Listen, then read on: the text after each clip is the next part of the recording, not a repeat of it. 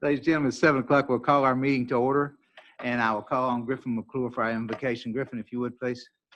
Please bow your heads. Take a moment with me. Lord, we sit before you and our citizens tonight reminded that what we do here is for our community, for our neighbors and those around us that may need us, may be in pain. Of all days and weeks, we're reminded of the loss of great leaders and the pain of local warriors, those that have lost loved ones, and those in our city family dealing with shocking news just today. This is our community and our city, and let us be vigilant in the job we do for them. Please watch over our words, watch over our actions, and above all, look after our hearts in everything we do. In your name we pray, amen. Thank you, sir. Would you please rise for our Pledge of Allegiance?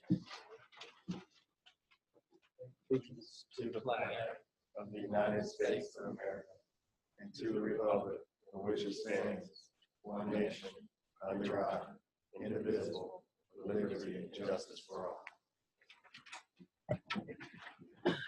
Ladies and gentlemen, we are the Graham City Council, and rest assured anyone that has anything to say tonight will have opportunity to do so. First thing tonight, we have our consent agenda. A is approval of minutes. B is the tax releases. C is appoint Christina Taylor to the Appearance Commission.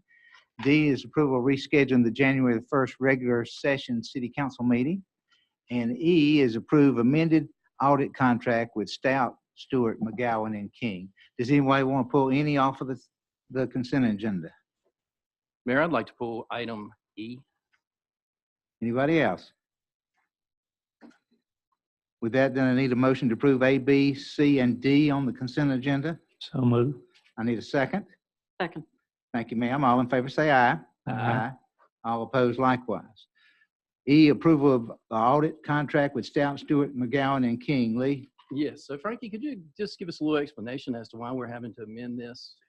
So originally the council hires an auditor, and per local government commission standards, the audit is due by the end of October, and that's what the contract stipulates. Kind of give you an analogy of the audit process.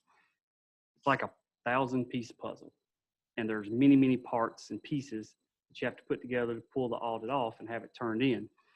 One of those pieces is outstanding, and that's an actuarial study from a third party related to our post-employment health insurance benefits that we have not received those numbers yet. So until we receive those numbers from that third party, we cannot complete our financial statements. I cannot complete my report that's part of the audit, and we cannot submit it to the local government commission. So the alternative for the city is to ask the local government commission and the city council for an extension of the contract. So that's what's before you tonight, and that extension would carry us through the end of February to have the audit submitted to the local government commission. The financial statements, there's a draft copy included in your council packet. It's largely business as usual, similar financial performance as prior years. It's just that piece of our future liability that we have to report that's missing. So other cities are experiencing the same situation? Some cities don't have post-employment benefits that are affected, so they don't have to do it. But we do. And this is a General Accounting Standards Board statement number 75 that's 3 or 4 years old. Up until 3 or 4 years ago, we did not have to. This wasn't part of our financial statements in our audit. So still a relatively new report for us, and we do depend on third-party actuaries for those numbers. Kavanaugh McDonald Consulting LLC, who were they contracted by? By the city. By us. And they're the ones we're waiting for this information from. Correct. They have provided the information for us in years past. And they work for other cities providing the same service? Mm-hmm. They came recommended by the local government commission. Who is the governing body over our finances and yes. and actually looks and evaluates all our finances to make sure we're doing everything we're supposed to do. Yeah. Okay. And I provided a link in the staff report to a blog post from the Department of Treasury regarding submission of the audit after the October 31st deadline. We do not anticipate an issue with local government commission. I got to ask the question. I mean, is there any reason that they put forward as to why there's a delay with this service? I can speculate, but no, we are told that we could expect to receive the study in December And they've been on time in previous years? in previous years. Thank you. Thank you. Any questions about E? No, sir. Griffin? No, sir. Chipper? No, sir. Anybody from the floor want to question anything about the amended audit contract? If not, then I need a motion to approve. I make a motion to approve, Mayor. Thank you, sir. I need a second. Second. Thank you, sir. All in favor, say aye. Aye. All opposed, likewise. All right, next we go to recommendations from the planning board. A is a public hearing, Sizemore, RZ 1807, request by Joseph Sizemore to rezone property located at 105 West Moore Street. Nathan, are you handling this for us tonight, please? Yes, sir, Mr. Mayor. The property is surrounded by two development types, Business District B2 and R12 Residential District. The request is to rezone all of these properties from R12 to B2. Several of the lots are currently undeveloped and 3 of the parcels are occupied by single-family homes. One piece that is a little bit unique about this one is that it split zones 2 of the parcels, but it is my understanding that it is the intention of the property owner to subsequently put a property line in that location. Questions for the staff? Melody, let's start with you, please. None at this time, sir. Griffin, questions, please. Yeah, you threw me on the split zone part. Can you drill down on that a little bit? The property lines are not where the zoning lines are. The zoning lines are drawn on the middle of, apologize, I'm trying to find the cursor. Oh, is that one parcel, the deep one that has the elbow at the top? So this Uh-huh. parcel here Okay. is split zone, and then this parcel here is split zone. This parcel is contiguous Okay. all the way back to here, and then this one has a border like that. But the yellow line is accurate for The the yellow line is the location request. of the rezoning. Okay, and in our packet, I didn't see the planning and zoning board's vote. I saw the approval letter. What was the numeric vote? Unanimous. Chipper, questions, please. No questions. Lee, questions, please. I do. So Nathan, any single-family dwelling that's on any of these parcels, if this is granted tonight as a rezoning to B2, can remain there as a use by right in B2? That's correct. Single-family dwelling is used by right for B2. So they can stay there with no problems, even if this rezoning is granted? Not an issue in the future for them to remain a single-family dwelling? That is correct. There is one change. The front yard setback for B2 is 40 feet, and the front yard setback for R12 is 30 feet. But I'm not aware of how far from the right-of-way these properties are. That answers my question. Thank you. Lee? The legality of the split zoning, there's no problems? No, sir. Good. All right, anybody from the floor want to speak on this? Would you let us have your name and address, Sure. please? Joseph Sizemore, 5648 Mount Herman Rock Creek Road in Snow Camp. I'm just here to represent my family and submitted the application to rezone. Thank you all for hearing the application. Yes, sir. Would you mind answering questions from the council? Sure. Griffin, please. None at this time? No questions. Lee, questions? No questions, Mayor. And Melody? No, sir. Good talk. Attaboy. Making it easy for me. Thank you. Well sold. All right. Thanks. Thank you. Anybody else want to speak on this? If not, we will close the public hearing portion of this and we'll discuss among ourselves. We'll be right back with you. What does everybody think? I think Lee answered several questions with the idea of the houses. Could they stand? Could they be used? Could they be rented? Yes. Split zoning is no problem. What do y'all think? I like that it connects two existing B2 districts.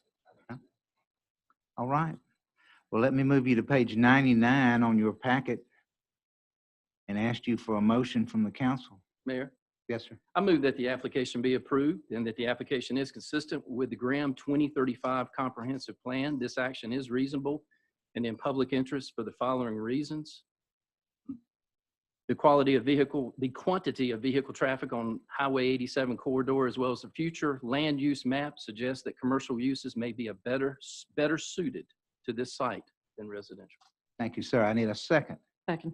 Thank you all. All in favor, say aye. Aye. All opposed likewise. Good luck, Mr. Sizemore. We're pulling for you. You know that. Okay. And while they're doing that, Eric, we want to thank y'all for y'all's hard work on this. We appreciate it, Nate. We appreciate the work y'all did on it, planning and zoning.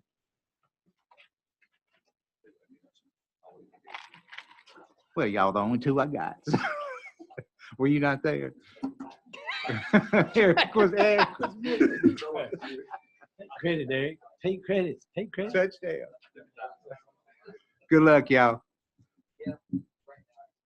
All right, now we're going to go to number 3, city attorney secession discussion. And first, to catch this up, we need everybody to know that Keith is leaving us as of whenever Keith says he's leaving us. I've asked him to consider working up until February the 28th, and I think he said he could do that. Is that right, Keith? Do you want to speak to us before we start this discussion? I just wanted, I've told you all individually, I've told the city manager that time has come for me to do other things in my life, the rest of it, that does not include work, and this is kind of a long slide out. I don't want to use the word resign. I'd rather use the word retire, because that's what I plan to do, even though there's no financial benefit to it. I'll still like to use the word retire. From the city's office of city attorney. It's been my privilege and honor to represent you for 11 years. It's interesting work. It's based on what I've heard from the local legal community. You're going to have lots of interest in representing you. Lots of good choices, I think, to find a city attorney. But the time has come for me to do something else. And I'm not sick, and I'm not mad, and I'm not in trouble. So those would be the three speculations. 3 ifs, huh? That people might have. I'm not any sicker than I was the day you hired me. I'll put it that way. With that, I'll say thank you for the opportunity. You know, I talked to Joe Wheeler, my predecessor. He and I were good friends and ate lunch almost every day for many years, many years, maybe even 20 years, but it was a long time. He told me as he was coming to grips with the end of his life that representing the city was the highlight of his legal career, that it was an honor for him to do that. And now I know what he meant. It really is an honor to represent this board. There are lots of boards that have angst in it and subterfuge, and but this board has had no guile in it, even as the members have changed. The city is really lucky to have you 5 and the 5 those before you that look after their interest, even when you disagree. You do it with grace, and it's been my privilege. I'm not putting words in your mouth, but you did say you would work until the 28th as a I originally told you the end of interim. December. That was my fault because I didn't consider that you would be gone to Arizona and how difficult that would be for you. And so it's not my intention to leave the city in the lurch. I don't have any place to be. I'll still be working in Graham almost weekly, and so I'll stay until you're not. I'll stay until you. I don't want to put this right, but Chip's a little angry with me. Yeah. Turner, and so I'll stay till February the 28th. We won't let anything stop us from meeting. Modern technology will get me back here. Okay. So we've done it before, and we'll do it if we have to. So with that being said, the next portion of the discussion is what are the details of the job. You want to let us look at somebody just like Keith, which is a hybrid type thing. Are you looking full time? What do y'all think? So we're just discussing this here among ourselves now. Mayor, I'd like to, just moving forward, find out exactly before we put this out there, what we have to market. And like you said, what is this going to look like? I'd like to ask Frankie just what he perceives this position looking like in the future. Mark that off my list too. I got my notes here. I can mark that down.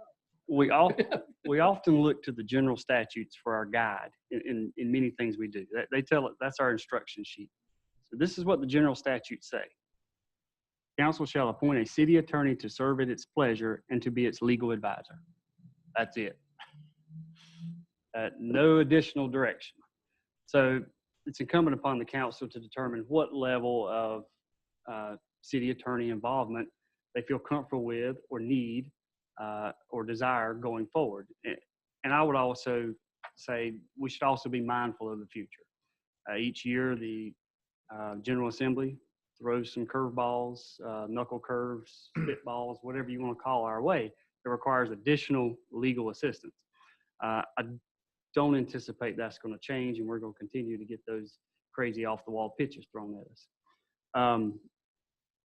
When I first started with the city, we started with what I'm going to term a contract attorney. Mr. Wheeler was here for the council meetings, helped on some major projects, and was consulted on an as-needed basis. And the arrangement was a per-hour arrangement for the compensation. Keith came on board, and it was the similar arrangement initially. We've sort of migrated into the stage where, you know, it would really help to have some day-to-day legal advice, someone to turn to, a resource for our department heads. And I tend to think it's probably kept us out of the courtroom, as I don't recall any there's no pending litigation, and I don't recall any other claims in the last few years. But There is one claim, though no litigation. so that's kind of where we are today in a hybrid model. Again, I would submit to you that I don't think it's going to get any easier for the city as far as the legal matters we'll be faced with. Keith and I have talked about this many times. I practice law fairly routinely without a license. If you guys are comfortable with me practicing law, that's great. But, you know, it does give me a lot of comfort that I can bounce something off Keith. I know Monday morning I can talk to Keith if I need to, or our HR department can talk to Keith, or the police department if they're investigating something or want to talk about probable cause, or if our wastewater plant folks want to talk about Jordan Lake legislation, or the public works department needs to talk about right-of-way acquisition. The attorney touches a lot more than most realize. And again, it's not going to, that role is not going to diminish, in my opinion. So I would hope the council would consider some input from the staff. And I haven't talked to all of our department heads individually. We have a meeting tomorrow, and that was one of the things I was going to talk about is, do you foresee greater need or for an attorney relationship on a day-to-day level? I'll be happy to provide that feedback to you guys. But from my perspective, that 8 hours a week is very beneficial, and I wish I could clone Keith and keep him here a couple more days. So Frankie, let me ask you this.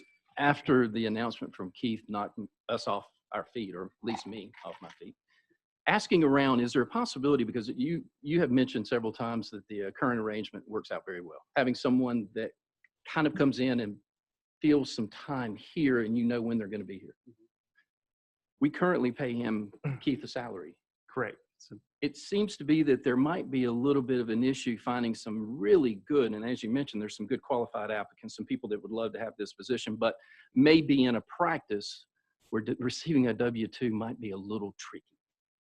Is it a possibility that we could structure something that could go back to an hourly but still designate a certain amount of time a week where someone could come in and we could go back to paying them hourly? It seems to be the conversation I've had with people that expressed interest, that seems to be a little bit of a conflict. well, you can do it either way. There's no, it's been done either way. It's just how do you structure the relationship? But before, Keith didn't have office hours. Yeah. He just had hourly rate and he would come in when you needed. And what I will tell you on our end, what might happen and what has happened is there will be some hesitancy to contact the attorney for fear of having an attorney's bill taken out of their budget. Let's just be honest. That will happen. But what if they keep certain office hours a week and we just do it on an hourly I basis? mean, that's, Where they come in on Tuesday afternoon for 4 hours and Friday afternoon for whatever the structure is, designate that time if they're needed more. Then that can be done. I'm just asking. I would say that you would have to make sure you understand that in detail, because there's going to be times outside of the 8 to 5. Effectively, Keith is an exempt employee based on the Fair Labor Standards Act. So getting into the weeds a bit, but there's less concern about 8 hours each week. Some weeks it may be 16. The next week it may Maybe be none. 4. Right, It's or- balance. It's a balance. Sure, I understand. So if you're going to do it the other way, you'd want to understand how that arrangement is. Is it going to be a true hour for hours? If is the council meeting included in the 8 hours, or is that separate? You would want to be sure in your details in the arrangement, and decide what arrangement you can. We're doing it. Keith is he's paid through payroll. That arrangement would be paid through accounts payable. So that's which direction is the check coming from the city. Right. We're going to send a W-2 for one. We're going to send a 1099 for the other. If would you join us in this conversation? Come on up here with us, please. We'll get a little cozy here. Frank, are we still comfortable with the 8 hours a week?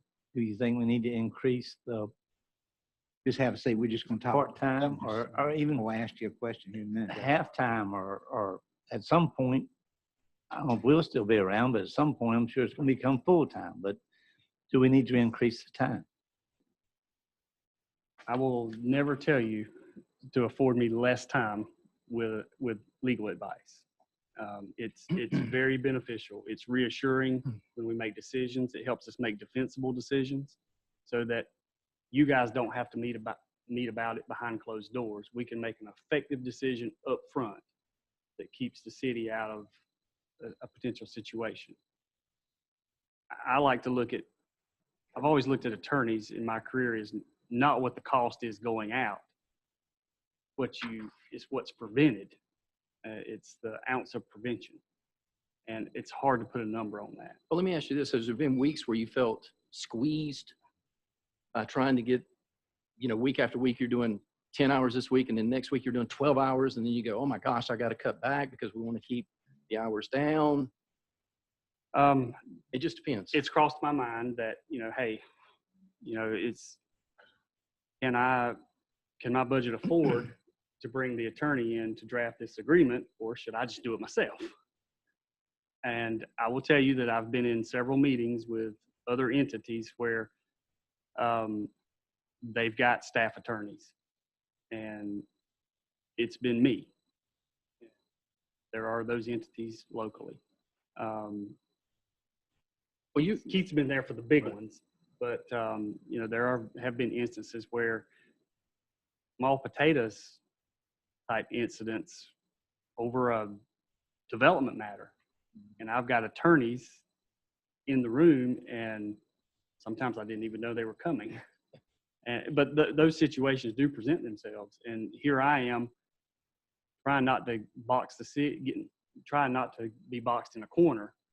Where if I had that attorney right down the hall, I could say, hey, I need your help fast, quick. Right. So those situations do present themselves from time to time. Yeah. And the important thing is, the concern is, how do we market this? I mean, do we market this as 8 hours a week? Do we market this as potentially 8 to 12? And that's where we're at now. We would have to determine what the council wants it to look like. And just to be clear, the city attorney and the city manager are distinct offices. They do not have supervision over the other. They each report to the council independently. But what you will find day to day, we work closely together, because we, again, are all in it for the same purpose, and that's protecting the interests of the city. And affording our services. But just to be blunt and answer your question, I would never turn down additional hours for an attorney. If Keith had 16 hours or 24 hours or 40 hours, there are other things that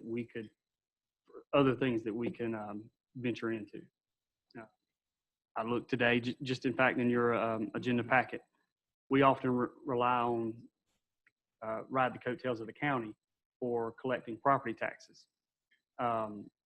We have $125,000 in unpaid property taxes.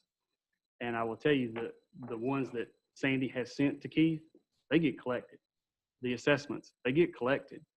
So that's a tool for other departments that haven't fully utilized the benefit of an attorney. So just some things to think about. I was joking with someone before the meeting that our code enforcement department could probably employ an attorney full-time with the number of complaints that we get and those that we need to elevate. And we've spun wheels on some things for years. And Jenny is great, but she has her limitations. I guess, Frankie, one thing you said about, and it was made clear to me when I took this chair, that we employ two people, a manager and an attorney as a council. So how hands-on are we in this hiring process, and what does that look like? And I've never been through this process. It's your decision, totally. I would be happy to provide you my input, what legal expertise I have, but I would defer to Keith for the legal side of things. If it's the council's wishes to go one direction or another, we will publish that for you, solicit interested parties, and forward them to you. So we'll be looking at applications. You'll actually be looking at applications. Do Now, job interviews. If we go Okay. that direction. But we don't have to go that direction. This council can make the decision to handle this however we see fit. And if the 2/28 date, if that holds, that will that first arrangement, that first agreement end with the fiscal year, or will it be annually to that point? That's to be determined.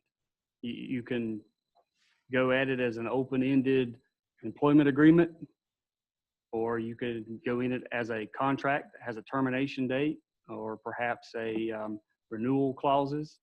So that depends on how you wish to structure the arrangement. Keith, would we call your arrangement an employment agreement? We have a written agreement, but this is legal advice. Every lawyer works at your pleasure. You can fire me right now and look at you. Councilman Turner. You leaning forward for back. Just a thought.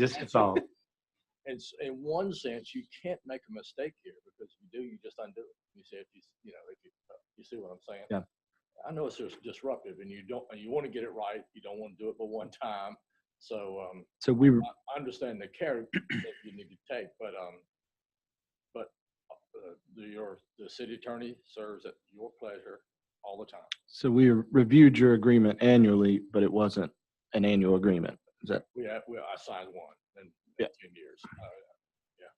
Let me go to the chief. Chief, tell me what you think about the situation we're in now. Did you have enough time with the lawyer staff? Yeah, we didn't use them a whole lot, but when we did, I found it always available and very helpful. We have personnel issues and dog case, he represented us in court, trying to get a dog. Was the 1 day a week, was that a good thing for you to know that you could wait that day instead of calling him on the phone and set up a time? Well, I would even email him sometimes on days he worked, that he wasn't here, so we could actually get the ball rolling prior. Yeah, we got some of those bills, but Well, no, I'm just kidding. It was very handy to have him to know that he's in the office. I mean, several times I'll just come down the hall and he's in there. I'll stop in and ask him the question that's been on my mind. Otherwise, then we just left him. We didn't want to call him. But was the 1 day enough? I thought it was, but I didn't utilize maybe as much as others. I know the city hall has different needs, and the police department does, so I can't really say on that. Actually, Okay. through the years, Mr. Mayor, we've used him several times under Parks and Recreation, numerous times. There were things that we went back a long way to get, and there are still things that are out there that need to be done. My recommendation would be to go to the 2 days, to go to 16 hours. I understand what their issues may be on an hourly basis, but I'm going to tell you the greatest value we could have would be to do a salaried employee, because we need him after hours, and he was very accessible to us under the salary business. Well, to go those that decisions direction. won't be made tonight, most likely. Right. We'll probably set up That another is correct. meeting. It's what I'm putting down questions y'all are asking. I'm writing them down. Right. And then I'll give that to the staff, and I'm fixing to go to Nathan and ask him if he thinks we've got enough time. So we'll write these down and we'll meet again this month.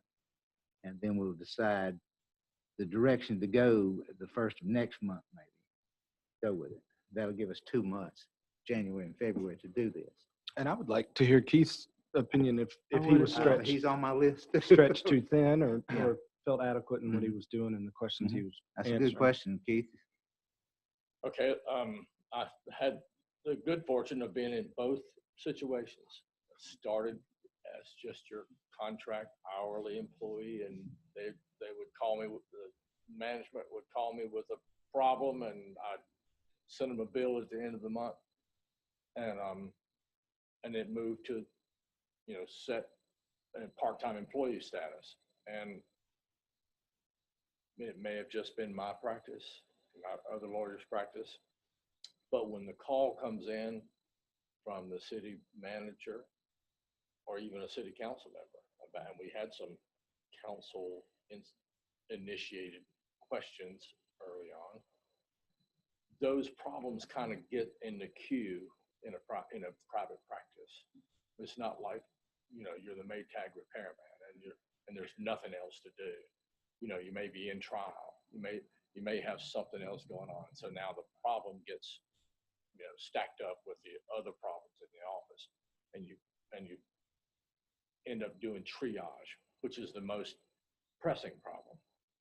And when we went to this the part-time employee thing, and I was here in the office, I could set aside that other stuff because I was here. And I think it's better representation for the city, for the management, and for the council to know that, the day wasn't always the same day every week, but it generally was. I tried to make it the same Mondays every week. And so the problems didn't have to get lined up in the practice response problem. And so I found it more effective response times. And I think the departments had found it more effective to know that they didn't have to get in line. They didn't have to call and leave a message and think, when's he going to call me back? And not know whether I'm in trial or one of the lawyers in trial might be. But the lawyer, they're calling. When is the call going to come back in? And so, did that answer your question? Yeah, I think so. Did you, and I don't, tell me if I can't ask this, but did you think you sacrificed financially doing it that way, or was it a wash?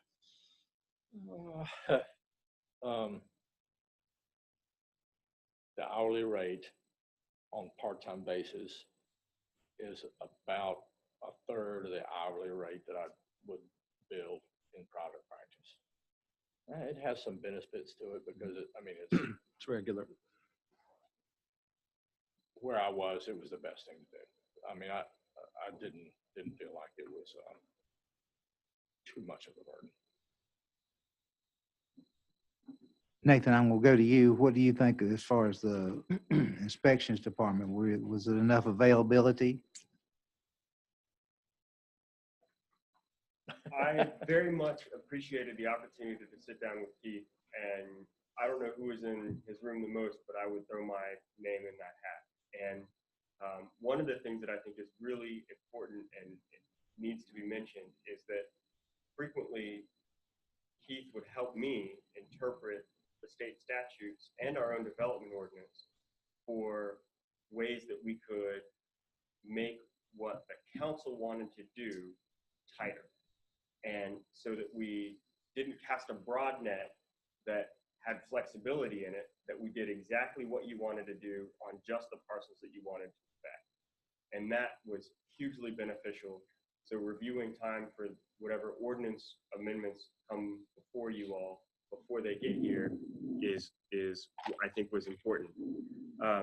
There are a number of projects that are out there that have to do with, for some reason or another, touch my desk, that Keith worked diligently on, but that were less important than some of the other projects that he worked on. And right-of-way acquisition and easement acquisition is one that he was frequently too busy to hop on, and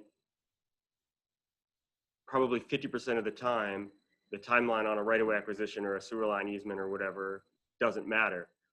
But every now and then you get one, like the one that's on Elm Street, where we must put in that sewer line differently than it is right now. And it is a matter of time before that sewer line fails. Now, Keith was able to get that done, but if we were able to move faster with the right-of-way acquisition, the easement acquisitions for sewer, water line, et cetera, it, I think, would make the scheduling for everything from public works repaving projects to my work and the development side a little bit easier. And then lastly, there are pieces where there have been zoning violations. For example, I think there's a junkyard that's operating illegally and a landfill that's operating illegally that have been on the back burner for some time. And if the attorney had more time to work on those things, they would likely come to an end much more quickly. So I would say that I think, although it is additional money for the council, it keeps the city out of trouble more to have him here telling me, yeah, you can't do that, every now and then. Thank you. Aaron, what do you think? Okay, I basically will echo a lot of what Frankie's already said. I don't think I would ever say it's a bad idea for us to have more attorney time. But working with Jenny, our code enforcement officer, on a lot of the efforts that she does around the city, there's a lot of pauses that we may end up finding ourselves in, only because we would like to pursue it a little bit further, but we would need to rely on the attorney and monopolize his time a lot. We try to handle it the best we can on our own before taking it to Keith, so that we don't crowd his desk, because we can very well cover his desk with a lot of different complaints. I would say that I've worked with attorneys in different manners, but having an attorney in-house does allow us to know that we have someone that we can turn to quicker. Someone is there that can meet with us or other departments if they're involved, and it tends to sort of make it a little quicker to get to a resolution. So I obviously would be on the side of more attorney time if it's available. Mayor, Yes, sir. I want to say one thing about what Nathan said. The legislature last year, and I said this ordinance to Councilman Kimmery once, passed a statute that created a statute of limitations for zoning violations. The clock started running in December of last year. So after 5 years runs out, you won't be able to. Previous to now, there's been no statute of limitations, so no matter how long the zoning violation had existed, the city could act in court to change it if they needed to, and the legislature changed that last year. Now there's a 5-year limit, and so there's going to be more stuff to do if it's the council's intention to clean up the zoning violations, and there are a pretty good list of them. And we have to do that within this 5 years. After that, it becomes a legal use. We lose the right That's right. to, The complaints will still come in, but we just have lost to our say we part. lose that right to And that was enforce. what I was alluding to, the General Assembly. They throw us those curveballs. That I was specifically thinking about that one. That is something that Keith didn't necessarily have to worry about or prioritize a year ago. But now the attorney has to. All right, I've written down some questions here. We'll take this. First, I'll ask Darcy to do a doodle poll prior to Thursday, the 20th, and see when everybody wants to meet on this. Then we'll try to get back. After that meeting, we'll meet Thursday, before Thursday, the 3rd January, to finalize what we're going to do. The questions I've got: first, contract part-time or full-time? We need to know about that. Second, do we need to increase the time? Fourth one, how many full-time lawyers are they with cities our size? How much are they paid? Any other questions I missed? Got a question, Tom, or are you just holding? I was just holding it, but I do have a comment at whatever you think is an appropriate time. Second. Anything else y'all want answered from the staff before that meeting? I'd like clarity on that process, or is that, will we discuss and That's what we'll determine? discuss at Okay. that meeting. Yeah. First, I'm sorry. I'm not quite sure I understood your which part? before the meeting I want date to set up a meeting somewhere prior to the 20th of December. of December. We've got to get on this. We can't back off of it. Okay. I know I'll be out of town, but we can work that out. So, and then Thursday, the 3rd, somewhere between there, then we'll finalize our process. And then that'll give us exactly 2 months to do this. You want another meeting after Thursday, January 3rd? Prior to. Prior to Anytime prior to. Thursday, January 3rd. Or thereabouts. That suits y'all. That gives us 2 weeks each way. Are you asking for one meeting between now and Thursday, the 3rd? One meeting between now and the 20th. And then after we set that up, then we'll set all that priorities up and make a meeting to send it out. An additional meeting Yes. between the 20th and And the the second 3rd? one won't take long because we'll just say, yes, this is what we want, and then we'll send it out. However we're going to do it. So when you say send it out, that's just one option available. Yes. I mean, we might not need that meeting. We might be able to do it all. We could come in and nominate someone and it could go to a vote. That's what I say. It might be the 20th. So. Okay. I just want to give us that option. We want at least 2 months that we. Okay. Now, Tom, what's your question? Mr. Mayor, just one procedural issue. Yes, sir. The openness of your process also is affected by which route you go. The route of a contract employee is entirely open. All the interviews, all the discussion, all of that would have to be held in an open meeting. If you go the route of hiring an employee, I regret to say, that part can be done in a closed session.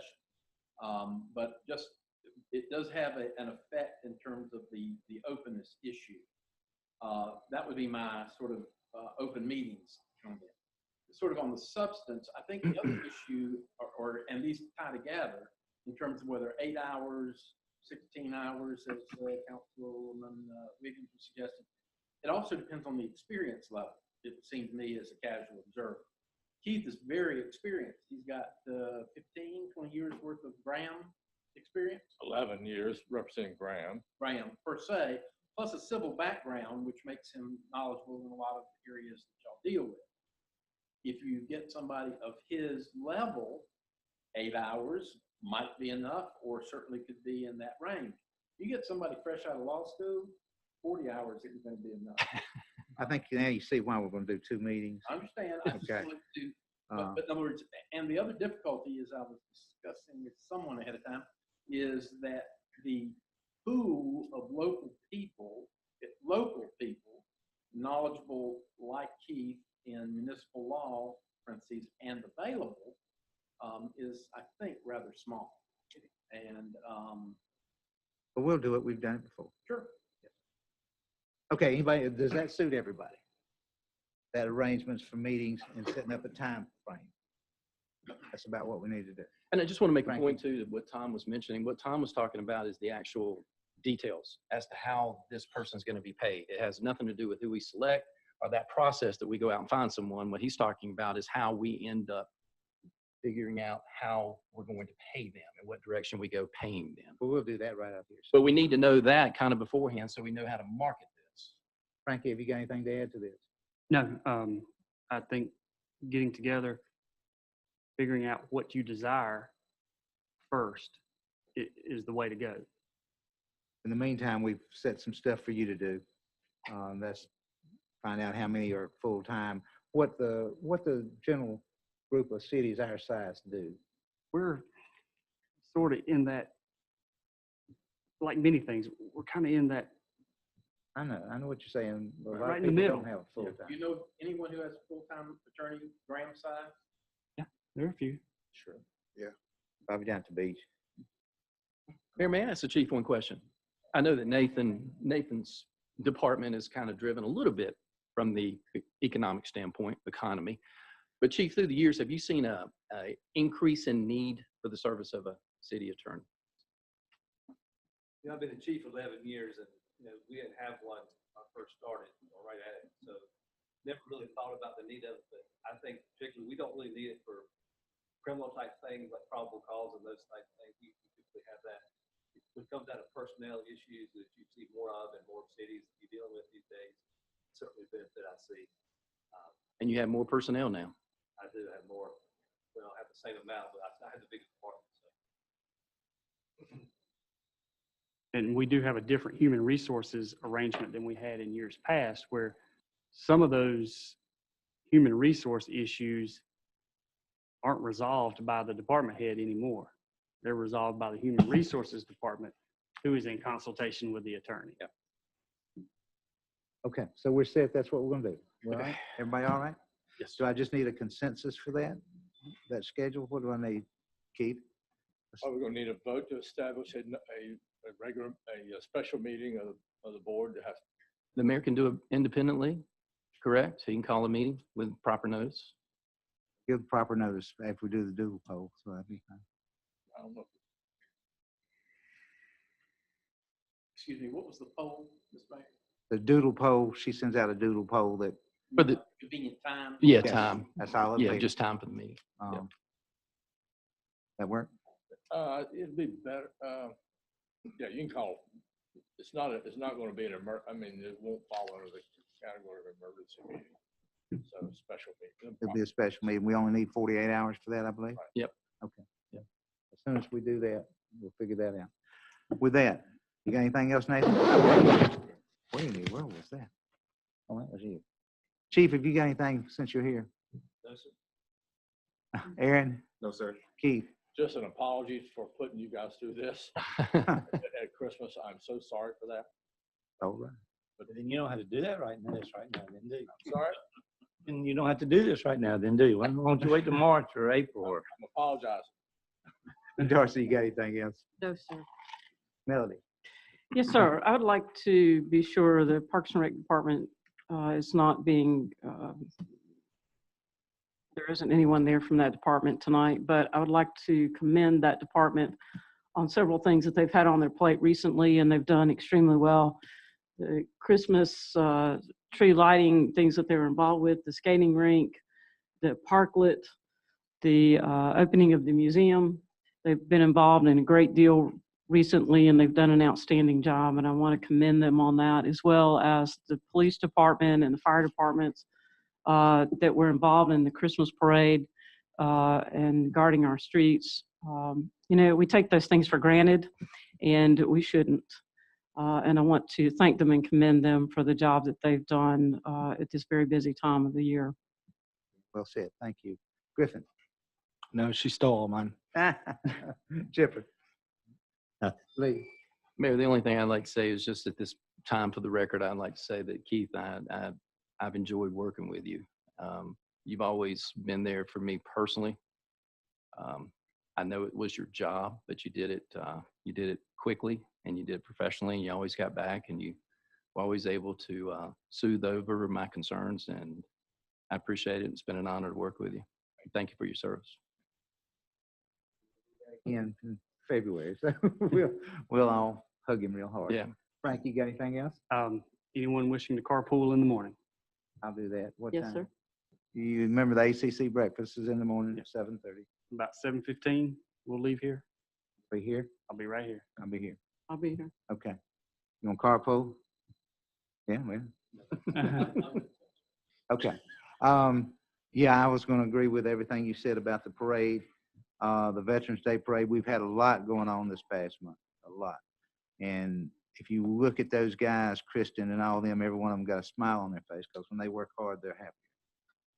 They got stuff going on. With that, I need a motion to adjourn. So moved. Need a second. Second. All in favor, say aye. Aye. Thank everybody for being here. Y'all too. Yay. Y'all are our whole audience. When I was-